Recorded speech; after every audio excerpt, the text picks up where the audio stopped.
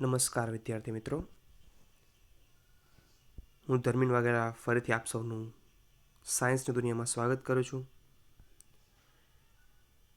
મિત્રો, આપણે આજે ધોરણ 8 વિજ્ઞાન વિષયના નવા ચેપ્ટર નંબર 10 તરુણાવસ્થા તરફ એ શરૂ કરવા જઈ રહ્યા છીએ.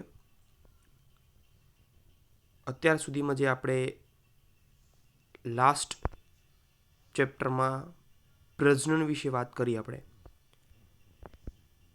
કે દરેક સજીવ પ્રજનનની ક્રિયા કરે છે, પરંતુ શું એ પ્રજનનની ક્રિયા એ નાનો હોય છે ત્યારથી જ કરી શકે છે?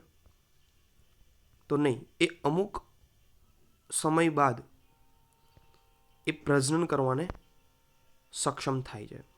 મનુષ્ય તેમજ ઘણા બધા અન્ય પ્રાણીઓ એક નિશ્ચિત આયુષ્ય સુધી પહોંચ્યા પછી જ પ્રજનન કરી શકે છે. તો મનુષ્ય એક નિશ્ચિત આયુષ્ય પછી જ કેમ પ્રજનન કરી શકે છે?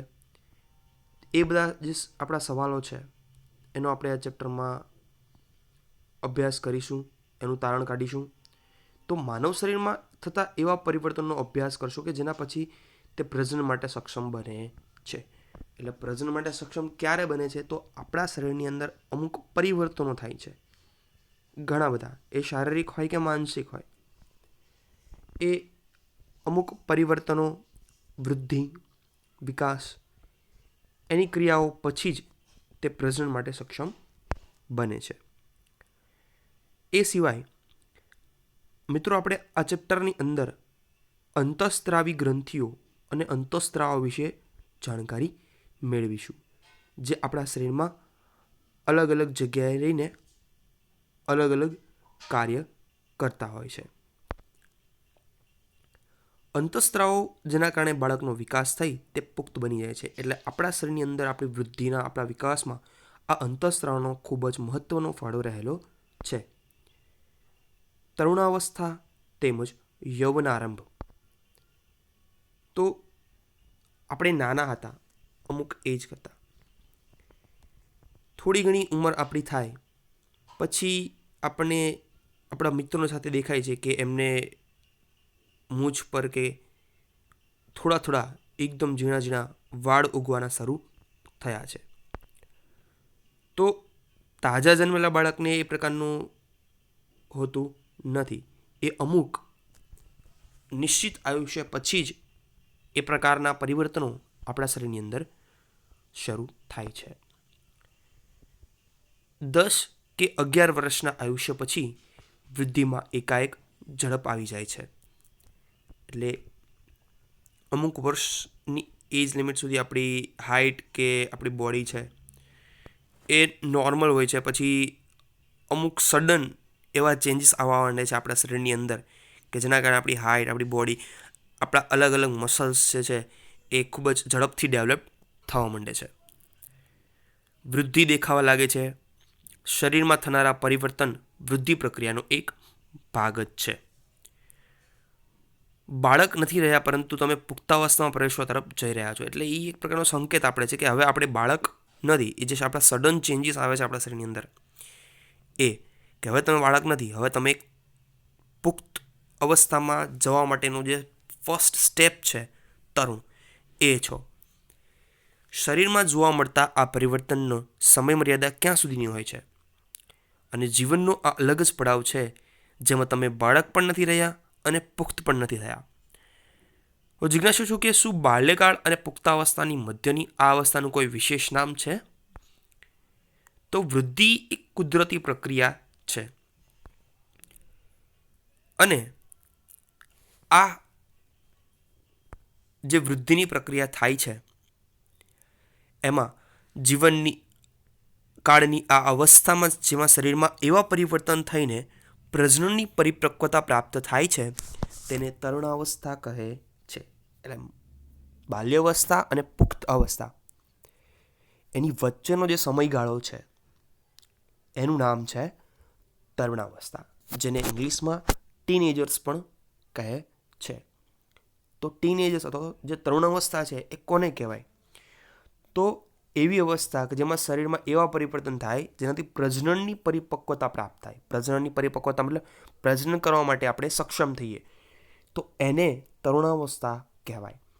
તરુણાવસ્થાની અંદર આપણા શરીરમાં એવા ઘણા બધા પ્રકારના ફેરફારો જોવા મળે છે, જેમાં આપણે જે ચેપ્ટરમાં અભ્યાસ કરવાના છે એના વિશે માહિતી આપેલી છે.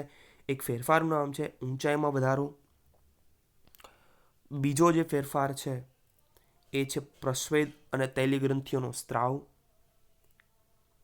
ચહેરા પર ખીલ થવા, અવાજમાં બદલાવ, પ્રજનન અંગોનો પૂર્ણ વિકાસ થવો, ગૌણ જાતીય લક્ષણોનો વિકાસ થવો. આવા ઘણા બધા ફેરફારો આપણે તરુણાવસ્થાની અંદર અનુભવીએ છીએ. તરુણાવસ્થા લગભગ 11 વર્ષની ઉંમરથી પ્રારંભ થઈને 18 અથવા 19 વર્ષની ઉંમર સુધી રહે છે. એટલે આપણને તરુણાવસ્થાનો સમયગાળો અથવા એનો કાળ પૂછાય કે કેટલા સમયગાળામાં તરુણાવસ્થા રહેલી છે, અથવા એની સમય કેટલા વર્ષનો વચ્ચેના સમયને આપણે તરુણાવસ્થા કહી શકીએ. તો 11 વર્ષથી લઈને 19 વર્ષની જે ઉંમર સુધીનો જે અવસ્થા છે એને તરુણાવસ્થા કહે છે. 13 થી 18 કે 19 વર્ષની સુધીની ઉંમર તરુણ કહેવાય. એટલે આમ 11 થી 18-19 વર્ષની સુધી અને તરુણાવસ્થા કહેવાય છે. અને આ જે ગાળો છે એના વચ્ચેના જે લોકો છે અથવા તો જે બાળકો જે વિકસિત થઈ ગયા છે થોડાક, એને તરુણ કહેવામાં આવે છે, ટીનેજર્સ. તરુણાવસ્થાના બાળકોને તરુણો પણ કહેવામાં આવે છે. છોકરીઓમાં આ અવસ્થા છોકરાઓની સાપેક્ષે 1-2 વર્ષ પહેલાં જ આરામ થઈ જાય છે. એટલે આપણે આગળ વાત કરીએ ને, અહીંયા આપણે 2 અલગ અલગ વેરિયન્ટ જોયા. એકમાં લખ્યું 13 થી 18-19 વર્ષ, એકમાં પહેલાં આપણે વાત કરી 11 થી 18-19 વર્ષ. એટલે એમાં છોકરીઓમાં થોડોક સમયગાળો 1-2 વર્ષ પહેલાં આવે છોકરાઓની સાપેક્ષે. એટલે એમને 11 વર્ષથી ચાલુ થઈ જાય તરુણાવસ્થા. 11 થી 18-19. છોકરાઓમાં થોડોક લેટ આવે છે, એટલે 13 વર્ષ આસપાસ સ્ટાર્ટ થાય છે અને 18-19 વર્ષ સુધીનો રહે છે. તરુણાવસ્થાના જે સમય છે એ દરમિયાન મનુષ્યના શરીરમાં અનેક બદલાવ આવે છે. એમાં છે યૌવનારંભ. અવસ્થા જે છે તરુણાવસ્થાનો સમયગાળો, એને યૌવનારંભ પણ કહે છે.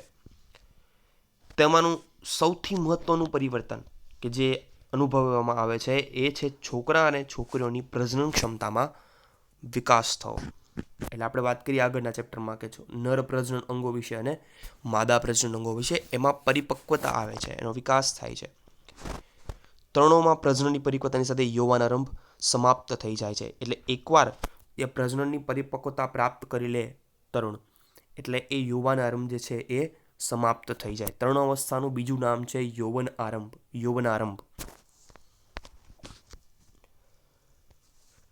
તરુણોમાં પ્રજનન પરિપક્વતાની સાથે જ યૌવનારંભ સમાપ્ત થઈ જાય છે. એટલે પછી એ શું બની જશે? પુખ્તાવસ્થા. એકવાર યૌવનારંભ સમાપ્ત થઈ ગયો પછી એ અવસ્થા થશે પુખ્તાવસ્થા. યૌવનારંભમાં થતા ફેરફારો, તો એના વિશે આપણે માહિતી મેળવીશું. એમાં સૌપ્રથમ ફેરફાર છે ઊંચાઈમાં વધારો. યૌવનારંભ અથવા તો તરુણાવસ્થાનો પહેલો ફેરફાર એ છે ઊંચાઈમાં વધારો. ઊંચાઈમાં એકાએક વધારો યૌવનારંભ દરમિયાન થતો સૌથી મોટો દેખીતો બદલાવ છે, જે છોકરાઓમાં અને છોકરીઓ બંનેમાં જોવા મળે છે. આ સમયે આપણા જે લાંબા હાડકાઓ છે હાથ અને પગના, એની લંબાઈમાં વધારો થાય છે, જે વ્યક્તિને ઊંચો બનાવે છે. જે આપણા હાથના હાડકા હોય કે પછી પગના હાડકા હોય, એની લંબાઈ છે એ ઘણી વધી જાય છે, જેનાથી આપણી હાઇટ વધે છે. શરૂઆતમાં છોકરીઓ જે છે એ છોકરાઓની સરખામણીમાં વધારે ઝડપથી વધે છે. એટલે શરૂઆતનો જે સમયગાળો છે એની અંદર છોકરીમાં હાઇટ છે એ થોડીક વધારે સ્પીડમાં ગ્રો કરે છે કમ્પેર ટુ બોયઝ. પછી એ સમાન થઈ જાય છે અને ત્યારબાદ પાછળના તબક્કામાં છોકરાની હાઇટ ઝડપથી વૃદ્ધિ પામે છે. લગભગ 18 વર્ષની ઉંમર સુધી બંને પોતાની મહત્તમ ઊંચાઈ પ્રાપ્ત કરી લે છે. એટલે આપણી જે મેક્સિમમ હાઇટ હોય એ મોસ્ટલી એવું જરૂરી નથી કે 18 વર્ષ સુધી જ મેક્સિમમ આપણને મળી જાય, એ પછી પણ થોડું ઘણી વૃદ્ધિ થતી રહે છે, પણ મેક્સિમમ જે આપણી હાઇટ છે એ 18 વર્ષ સુધી આપણે પ્રાપ્ત કરી લઈએ છીએ. અલગ અલગ વ્યક્તિઓની જે ઊંચાઈમાં જે વૃદ્ધિનો દર છે એ પણ જુદો જુદો હોય છે. એટલે એવું જરૂરી નથી અમુકની હાઇટ ઓછી પણ હોય, અમુકની બહુ વધારે પણ થઈ ગઈ હોય નાની ઉંમરમાં પણ. એટલે એ દરેકના હોર્મોન્સ અને એમની જે વંશ પરંપરાગત જે વૃદ્ધિ હોય છે એના ઉપર આધાર રાખે છે. હું ચિંતિત છું કે હું ઊંચી થઈ ગઈ છું, પરંતુ શરીરની તુલનામાં મારો ચહેરો નાનો દેખાય છે. તો શરીરના બધા અંગો સમાન દરે વૃદ્ધિ નથી કરી શકતા. એટલે આપણા શરીરના દરેક બોડી પાર્ટ્સ છે એની વૃદ્ધિ, એની કેપેસિટી, મતલબ કેટલી વૃદ્ધિ થશે કે કેટલા સમયમાં થશે, એ બધી જ વસ્તુઓ અલગ અલગ હોય છે. ક્યારેક ક્યારેક તરુણોના હાથ અથવા પગ શરીરની અન્ય અંગોની સાપેક્ષે મોટા દેખાય છે. એટલે આવું થઈ શકે છે. બીજા અન્ય ભાગો પણ ઝડપથી વૃદ્ધિ કરીને શારીરિક પ્રમાણને સંતુલિત કરે છે. એટલે થોડાક સમય પછી ઓટોમેટિક એ આપણા દરેક બોડી પાર્ટ્સ છે એ વૃદ્ધિ પામવા માંડશે અને પછી આપણું બોડી જે છે એ બેલેન્સ કરી નાખશે. પરિણામે શરીર સુડોળ થઈ જાય છે. એટલે આપણું જે શરીર છે એ એકદમ ફિટ, જે આપણું હોવું જોઈએ એ મુજબનું થઈ જાય છે. કોઈ વ્યક્તિની ઊંચાઈ તેના પરિવારના કોઈને કોઈક સભ્યો સાથે લગભગ સમાન હોય છે. આનું રીઝન શું છે? તો જેનેટિક્સ. જે આપણા જે જનીન છે, માતા પિતા તરફથી આપણને જે જનીન મળે છે એના કારણે આપણાની જે ઊંચાઈ છે એ ઘણી ખરી વાર એમના પર આધાર રાખતી હોય છે. વૃદ્ધિના આ વર્ષોમાં ઉચ્ચ પ્રકારનો સંતુલિત આહાર આવશ્યક છે. એટલે બીજી વસ્તુ શું છે કે વૃદ્ધિ થાય, પણ જો તમે પ્રોપરલી તમારી ડાયટ મેન્ટેન કરતા હોય, તમે પૌષ્ટિક આહાર લેતા હોય તો. નહીં તો ધારો કે મમ્મી પપ્પાની હાઇટ બહુ વધારે છે પણ આપણે પૂરતો ખોરાક નથી લેતા, પૂરતું જે જરૂરિયાત છે એ મુજબનો આહાર, વિટામિન, પ્રોટીન કે ફાઇબર કંઈ બી વસ્તુ આપણને નથી લેતા, તો કદાચ આપણી વૃદ્ધિમાં એ નડતરરૂપ થઈ શકે છે. એટલા માટે જ આપણે સંતુલિત વ્યવસ્થિત આહાર લેવો જોઈએ આ સમયગાળાની અંદર અને એના પછી પણ.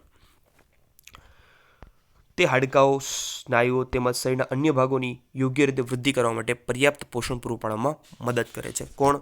સંતુલિત આહાર. જે આપણે ખોરાક લઈએ છીએ એ આપણા મસલ્સ હોય, આપણા બોન્સ છે, એ આપણા બીજા અલગ બોડી પાર્ટ્સ છે, એની પ્રોપરલી વૃદ્ધિ કરવા માટે એ પોષણ પૂરું પાડે છે.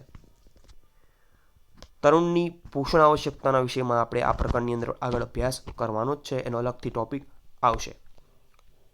હવે એ હાઇટની વાત કરતા હતા આપણે, તો છોકરાઓ અને છોકરીની ઉંમરની સાથે ઊંચાઈમાં થતા વધારાની ટકાવારીને આપણે અહીંયા દર્શાવેલ છે. અહીં એજના અલગ અલગ આંકડા લખેલા છે. 8 વર્ષ, 9 વર્ષ, 10 વર્ષ. એની અંદર છોકરાની ઊંચાઈ અને છોકરીની ઊંચાઈની મહત્તમ જે ઊંચાઈ હોય ને, પૂર્ણ ઊંચાઈ 18 વર્ષ સુધીમાં, એમાંથી કેટલા ટકા આપણે પ્રાપ્ત કરી લઈએ છીએ એના વિશે ડિટેલ આપેલી છે. મતલબ કે 18 વર્ષે 100% ઊંચાઈ આપણે પ્રાપ્ત કરી લઈએ, બરાબર છે, એક અનુમાન મુજબ. તો 8 વર્ષે આપણે એ ઊંચાઈના 72% પ્રાપ્ત કરી લઈએ, છોકરાઓમાં પણ અને છોકરીઓમાં પણ. પછી જુઓ કે શરૂઆતના તબક્કામાં વાત કરીએ એમ છોકરોની ઊંચાઈ ઝડપથી વૃદ્ધિ પામે છે. તો 9 વર્ષે આપણે 75% પ્રાપ્ત કરીએ છોકરાઓ, તો છોકરીઓમાં 81%. 10 વર્ષની ઉંમરે છોકરાઓના 78, તો સામે છોકરીના 84. એ અમુક ટાઈમ સુધી એ ડિફરન્સ આવે છે, પણ 18 વર્ષની એજ પછી બંનેની હાઇટ મેક્સિમમ લેવલ પર પહોંચી જાય છે. એ પછી અલગ અલગ વ્યક્તિઓને જે ઊંચાઈની વૃદ્ધિનો દર છે એના આધારે આની અંદર પણ થોડું ઘણું વેરિએશન આવે છે. છોકરાઓ અને છોકરીઓની ઉંમરની સાથે ઊંચાઈમાં થતા વધારાની ટકાવારીમાં દર્શાવવામાં આવેલ છે.